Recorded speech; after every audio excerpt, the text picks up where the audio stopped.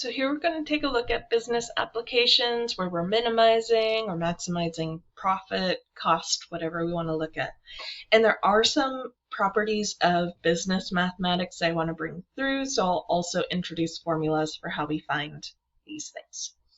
So our first example here, we have a stereo manufacturer determines that in order to sell X units of a new stereo, the price per unit in dollars must be P of X equals 1,000 minus X. So that right there is describing how they're setting the price of the product based on a quantity X. The manufacturer also determines that the total cost of producing X units is given by C of X equals 3,000 plus 2X. So this right here is a function that determines the cost of producing X units. So first thing we're going to do is find the total revenue. Now, our rule is, so revenue is the money that we're making. So if we want to calculate revenue, what we do is we take the price of the product and multiply that by the quantity that we sell.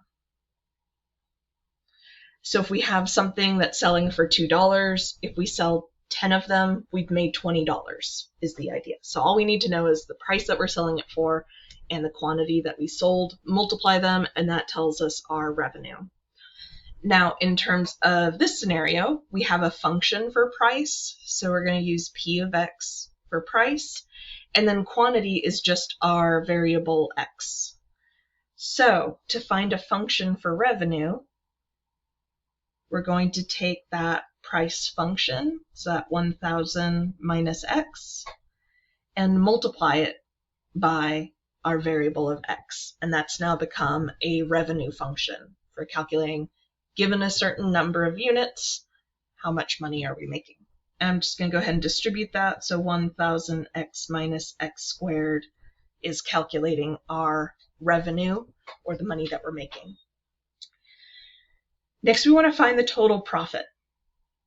And how we calculate profit, so this isn't just the money coming in, it's the money that we basically get to keep as long as it's a positive value. So what we do is we take the revenue, so all of that money that we made, but then what we need to do is take out any costs that occurred. So it's like maybe we made $20, but we need to pay our employees $10. So really our profit was $10 because we need to take care of those costs that occur. So to find the profit function, what we're going to do is take the revenue function we just found and subtract the cost function that they gave us up above. So revenue is the 1,000 X minus X squared. Make sure we use parentheses here so that that negative distributes for the cost function, 3,000 plus 2X.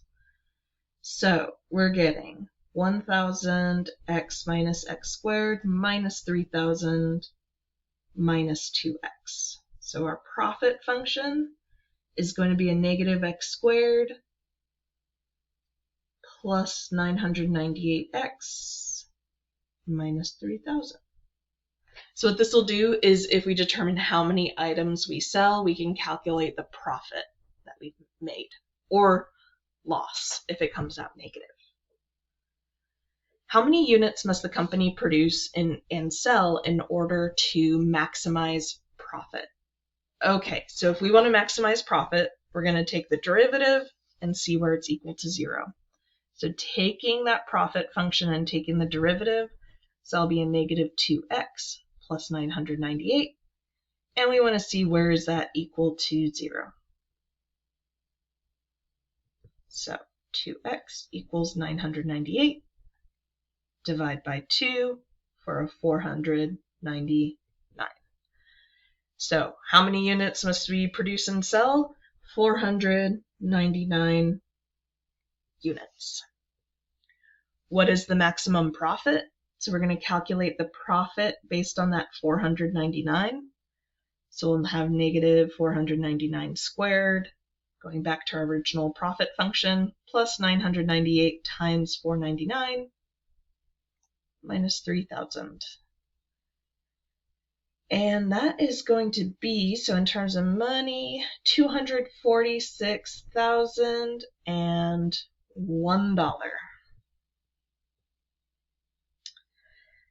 And then if we wanted to know what price per unit must we be charged in order to make this maximum profit, so this is going back to our price function, that little p of x.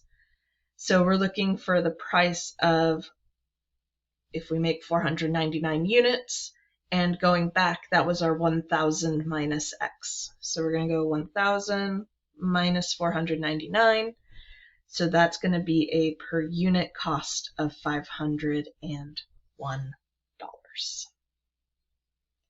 Okay, so a little profit, revenue, cost work there and how they relate to each other. Keep in mind those formulas up above of how we find revenue and how we find profit and how those work together. Let's do another example here that kind of goes through the same route. So we have a company sells Q ribbon winders per year at P dollars per ribbon winder. So we have Q is being used for quantity here and P is being used for price. And the demand function for ribbon winders is given by P equals 300 minus 0.02 Q. So we have this price function, calculating price based on Q of 300 minus 0.02 Q. And the ribbon winders cost, so in terms of cost, we have $30 a piece to manufacture, plus there are fixed costs of $9,000 per year. So what this is telling me is two things. We have a cost per item, and then just a base cost of $9,000 no matter what. So that right there is describing a linear function. So if I want to make a function for cost, no matter what, we have the $9,000, and then plus we're going to have $30 per item, or $30 times whatever our quantity is. So if we make one item, then we have the $9,000 plus $30. If we make two items, then we'd be adding $60. So that piece is going to change. That's our variable cost as the quantity changes. So find the quantity where profit is maximized. So our goal is to have a function for profit, and that's what we're going to take the derivative of. So in order to work with profit, we need to describe revenue and cost. So again, revenue is going to come from price times quantity. So if I want a function for revenue, I'm going to take price, which they told us was 300 minus 0.02 Q. And we need to multiply that by quantity again. So we multiply by Q and distribute that through. So R of Q is going to be 300 Q minus 0.02 Q squared. And then cost we found up above as a linear relationship based on what they told us of variable and fixed costs. So that's going to be a 30Q plus 9,000. Okay, so using those, if we want to describe profit, we need to take revenue minus cost. So P of Q is going to be R of Q minus C of Q. Revenue function minus cost function. Revenue is the 300Q minus 0.02 Q squared minus, and then in parentheses, 30Q plus 9,000 because we need to distribute that negative.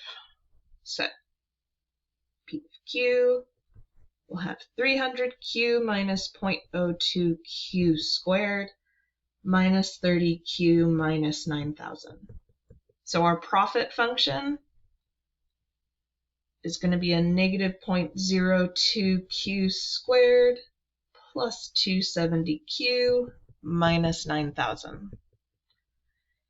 Okay, so there's our profit function, and now I want to maximize.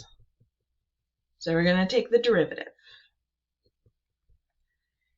Negative 0.04Q plus 270, and we want to see where this is equal to 0.